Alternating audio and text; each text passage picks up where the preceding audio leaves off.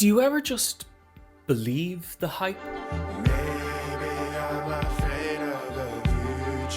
The Passionate Ones, the second full-length album from Marcus Brown, aka Nourished by Time, has the good people on the Indiehead subreddit in a bit of a flap. And I tend to be ambivalent to the point of contrarian about online hype and buzz. But I have to say, my immediate resistance to this hype was wildly misguided. This album is crazy. Brown has assembled a mass of chintzy synths and keys, maybe even some MIDI for good measure, and he's layered them with crisp drums, guitar loops, spoken word samples, and an inimitable vocal style and delivery. And you might find, as I did on first listen, that there is something kind of off-putting about that vocal delivery, but somewhere around track 3 or 4, something kind of relaxed in my mind. I'm gonna move the plant, sorry. And I realized that what I was listening to was kind of visionary. To break it down, what you're getting is R&B, classic hip-hop, pillowy synths, some nods to house and Eurodance, along with a DIY punk/bedroom pop sensibility. It's almost baffling that this works. Every track on here is embellished with some kind of thrilling musical turn. Take the reverby piano on the dry-humored Idiot in the Park, the pixelated synth on Tossed Away that meets Brown's repeated cries of the title in unison, or the odd detuned noise that rumbles around its time. All of these, by way of not being immediately obvious artistic choices, strike me as absolutely fucking mad artistic choices. But every time I hear them,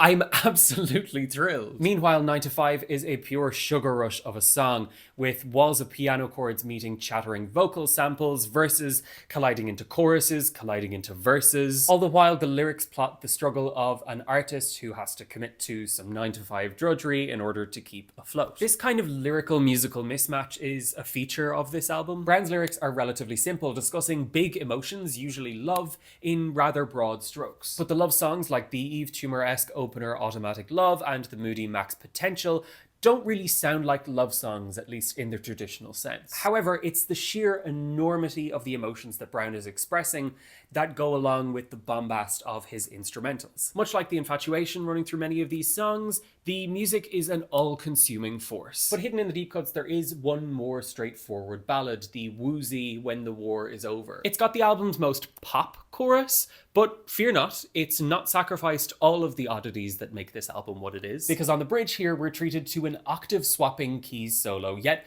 another moment on this LP that never fails to put a smile on my face. The Passionate Ones is earnest, single-minded, and forward-thinking. Sure, it's jarring at first, and it's packed to the rafters with references that verge on gauche, but God, if it isn't one of the coolest, most unique albums I've had the pleasure of listening to all year.